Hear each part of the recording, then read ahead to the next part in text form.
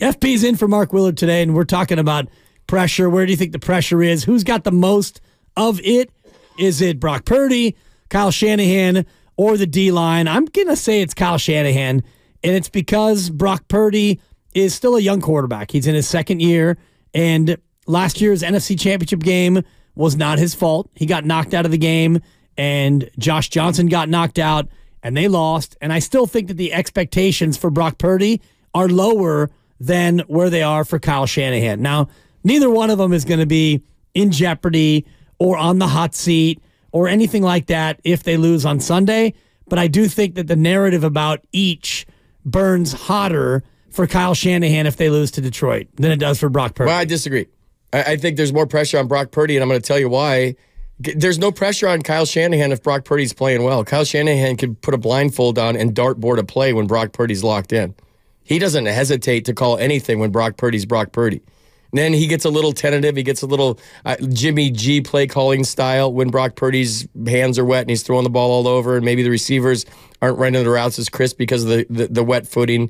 And so I think there's more pressure on Brock Purdy. And if Brock Purdy's playing well, then you're going to see Kyle with great play calls. He's going to get into a rhythm. He's getting into a flow. When those guys are together like a double play combination, and Brock Purdy's executing what Kyle Shanahan's throwing out there, it's one of the most beautiful things I've ever seen as a 49ers fan. It's just he can call any play, and that little laminated sheet he has where he covers his mouth and calls a play, and he could call any play at any time when Brock's locked in, when the offense has rhythm, when the offense is flowing, and you call a run play and it's 7 yards, and then you call a play action and it's pass and it's 8 yards, and then you call another running play and it's 5 yards, and they get into that rhythm, and it doesn't matter what he calls. The pressure on Kyle Shanahan comes when Brock Purdy was playing like Brock Purdy did the first 3 quarters of Saturday's game. Well, I think there's other pressure for Kyle Shanahan than just the offense. It's also winning the game, and it's clock management. And we talked about it in the crossover, that crossover changeover thingamajig, as you like to call it, the thing you do or whatever. I think it's the cross-dress part. Whatever it was. Which is fine. I'm in my poncho today feeling good, but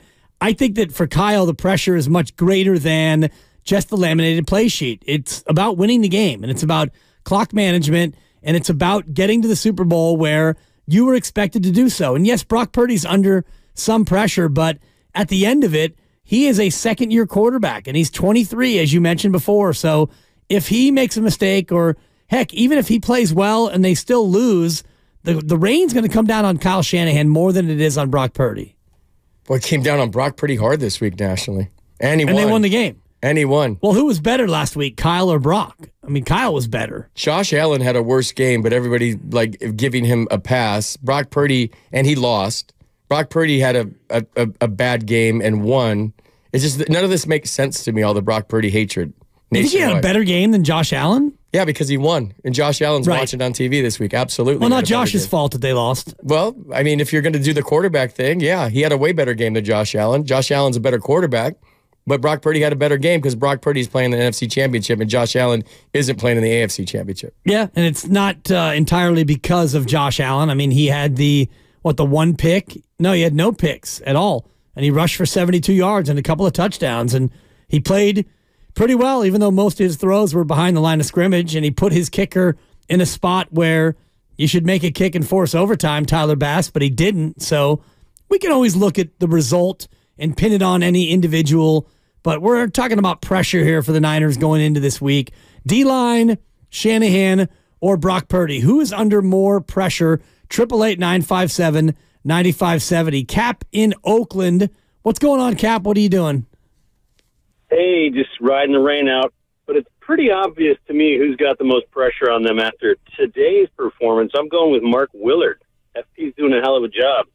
Yeah, that's actually not bad. We should add that to the poll. Mark Willard on his birthday, it's his feeling birthday, the most pressure. Man. It's his birthday. Yeah, I mean, you could get Wally Pipped on your birthday. You never know. I think Wally Pipp, it was his birthday. Yeah, 1921, I think. Yeah, I think it was his birthday, Mark. Yeah, you were there. I'm kidding, it was. I was there. I was on the bench next to Wally. Wally sat next to me. Old Wally. Oh, Wally, it's your birthday and you're sick? This guy named Lou's pretty good. What else, Cap? Well, I'm going to say Kyle because Purdy is the Steph Curry of his game and his generation. He's going to get it the rest of his career. That's just how it's going to be for him. And the D-line, it's what it is. we're just hoping it gets up to get pressure. You know what I mean? Like, it's got to get up to the point where it gets the pressure that makes it even a contender. Like, it's got to step up. I'm more concerned about the D-line stopping the Lions' run than I am about the. I think they're going to get to Goff because Goff's not mobile, right? I'm more concerned about them stifling the Lions' running game. I think if they do that, the Niners win easily. They should be able to do that. Kyle Shanahan actually spoke to that in his press conference about how the run defense did on Saturday. I think it was obviously not good enough. Gave up our first 100-yard rusher in a while. Way too many explosives. They got outside on us too many times. But we're going to have a huge challenge this week. The Lions, regardless of who they play, they stick with the run. They do it every game. It's a big part of what they do, and they're very balanced. I think they're very similar to our offense, and that'll be a huge challenge this week. Yeah, similarities, FP, which is one of the themes of today's show, is the similarity between Detroit's offense and the Niners' offense. You look at just the rushing attack, and you look at Detroit. David Montgomery, 1,015 yards, 13 touchdowns. Jahmyr Gibbs went for 945 and 10. That's a combined 1960 and 23 touchdowns just from your two primary backs. That's pretty impressive. And you look at McCaffrey, 1,459, and he had 14 touchdowns. And if you add in Eli Mitchell and Jordan Mason, even if you throw Deebo Samuel in there, you get to about 2,100 yards and you get to 24 touchdowns, which 24 rushing touchdowns from Deebo and company and McCaffrey versus 23 rushing touchdowns for the Lions, almost identical in terms of the ground attack. You throw the stats out the window. It's one game for all the marbles. I'm trying to build off the stats. I'm not going to throw them out the window. You can throw them out the window and hit Market Street. But I'm That'd just be a big throw. Yeah, it would be a nice throw. It's about a half a block. Full block, yeah. Sam Laporta, I think the tight ends match up a little bit. He had 86 catches, 10 touchdowns. I thought we were throwing the stats out. St. Brown, 119 receptions. Since we're getting nerdy here, 1,500 yards, 10 touchdowns. So I don't know. I think this could be a great game. For me, it's Jared Goff against Brock Purdy. It's pretty simple. It really is. Stop the running game if you're the Niners, and then whoever has the better game between Jared Goff and Brock Purdy. I know that's very simple. Too simple. I said this yesterday. Too simple for a 4-hour show. Okay. I'm going to need you to elaborate. It's time to go home. Stretch out a little bit. 2:42. Mark Randy in the best of next. That's Warriors Live at 6 tonight. But no, I think the momentum things, I know I was pounding that drum yesterday a lot, so I hate to be repetitive, but I'm big on the fact that the Lions have played, they have successes. I know it was at home and this is on the road, but when you got that rhythm, the Niners never really had a rhythm till the last drive. It was like, yes, no, what's going on? The whole game as a fan, you're up and down. It almost seemed like where I was at, Niner fans were waiting for them to lose that game. They were already kind of wrapping their heads around the fact that they might be one and done in the playoffs. They came back and won it. But the Lions have like Dan Campbell said, they're a freight train right now, and they are. They're coming into Levi's with, I think, more confidence than the Niners have. I disagree with that. More confidence than the Niners have. I think the Niners don't look at last Saturday and think, oh boy, we probably should have lost that. Now we're shaken. No. But they're at home and they're the number one seed. Yeah, but you have a team that has I think, is more confidence than any team left. The Lions. Yes. I would say the Ravens have the most confidence of any team left, personally. Well, they have the best team, so that makes sense. But and I'm just they're the one about seed. Maybe momentum is the and word they I'm looking absolutely, they didn't roll at home, but they rolled in the second half at home. And if you're Baltimore, I think you're feeling maybe the most confidence because you look around at the rest of the teams and you pounded Detroit and you handled the 49ers. So if you're Baltimore, you're thinking, win this last game at home, and we feel really good about our matchup in the Super Bowl. Dan Campbell's going to blitz Brock Purdy all day long. It's going to be one blitz after another. I hope so. He's saying he's going to stop the run because that's what he has to say and probably what he has to do. But I think pressure on Brock Purdy is going to be, if they can protect Brock Purdy however they can, that's going to be the difference. The same with Jared Goff. The Niners don't blitz as much as the Lions. The Lions blitz like 40-something% of the time. The Niners are 30th in football in blitz rate. The Lions were like 4th or 5th. I looked yesterday. Yeah. You go ahead and blitz Brock Purdy because he's very good against the blitz, and he has been all year long. So you want to bring 5, 6, not 5, not 6, not 7. Bring everybody if you want, Dan. He'll go Fran Tarkington on you. I don't know if he'll go full Fran, but full Fran Tarkington. He will definitely check it down, and I think part of it is who he'll have at receiver. if Debo's there or not. Mike in Eugene, Oregon has a thought about the Niners' offensive approach. What's going on, Mike? You're on with FP and Dibs. Hey guys, how you doing today, man? Happy Wednesday. Yeah, Mike, too, what's going on? How are you, Mike? Yeah, I'm hanging in there, brother. I tell you, I almost had cardiac arrest during the game, and I was home convalescing from having surgery. So I'm turning the page now. This is championship mode, so I got the new clothes on, so to speak. So, since the Niners are painted as the bad guys first, I think they ought to roll back to the unis they wore out in Philly on December 3rd when they turned everything around and were all black, with Debo bringing the boombox out, whether he plays or not. That's how they should start. Then, I really think to open up the passing game, they have to have Mitchell in the backfield with CMC at the same time and use some play action and use some movement. And I think that's really going to open up. And then Kittle's going to be popping in the middle also. I think we could take advantage of their defensive backs. And I am worried about our defense. FP, you know this, man. I never liked Wilkes in the beginning. I'm worried about his play calling, especially on the run. He doesn't know how to do it. They got to figure it out.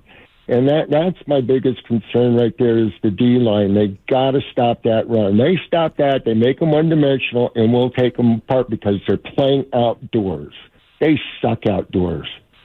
Those are great points. Yeah, make them Mike, one-dimensional. Take away the run. Take care, Mike. They don't suck outdoors, as FP and I were detailing in our pre-show confab. They won at Kansas City in the opener, outdoor. They go to Lambeau in the end of September and win outdoor. They go to Tampa in week 6 and win outdoor. That's 3-0 outdoors by my count. You go to Baltimore, you get shellacked 3-1 outdoor, and then you go to Chicago in week 14, kind of an odd one. You lose that one, 3-2 outdoors. I would not say that they, quote unquote, suck outdoors. Now, is this offense better built on the turf and in the dome? Absolutely. You played 12 of your 17 games indoors, including a game in New Orleans that you won, a game in Minnesota that you won. You beat the Rams and Tampa at home in the playoffs indoors. So, yeah, you're better indoors, but I don't think you can say that they suck outdoors. Dude, I used to love playing indoors. I did. It was weird because you took all the elements and every factor that could or could not happen out of it. Like in Montreal in the Dome, it was always 70 degrees. The ball didn't blow in the wind. When I came to Candlestick, I was like, "What? Why the hell did I sign with the Giants?" Especially playing infield, right on the was it Olympic Stadium? But the point is, like, I don't know how it works in football because I'm thinking like if I'm a quarterback and I'm indoors, it's just like throwing in a gym, right? Like nothing's going to happen to your ball. Like there's no wind going to take it. If you're a kicker, right, it's turf. You're going to hit it clean. The wind's not going to take it. You don't have to look at those things at the top of the goalpost.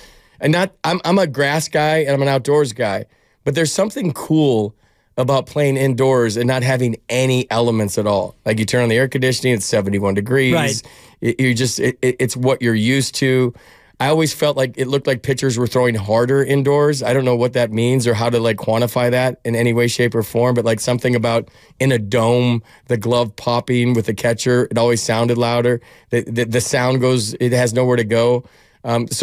Yeah, while the record is good on grass, it is just it's different. Not that they've never played outdoors. They're football players. They played outdoors their whole life, and it's going to be a fast track. It's going to be a good day. But I still think there's something to be said for like being used to a controlled environment versus I don't know what time does the game start? 3:30. 3:30. Yeah. So there might be some sun involved for a little bit. You never know. I don't know if the sun will be out. I think it's going to be kind of That's partly a reach, by the way. Partly cloudy. What? Just me saying sun and shadows. Well, the sun will be out, but I don't think that it will be a resplendently bright day where you're going to have to go to the eye black at 3:30. Oh, you got to go to eye black, Dibs. Well, people go eye. Did you go eye black? I went eye black anyway? indoors in Montreal. It's war paint. It's part of your uniform. And that was ahead of your time because back then, like at the real eye black, not the stickers. Right.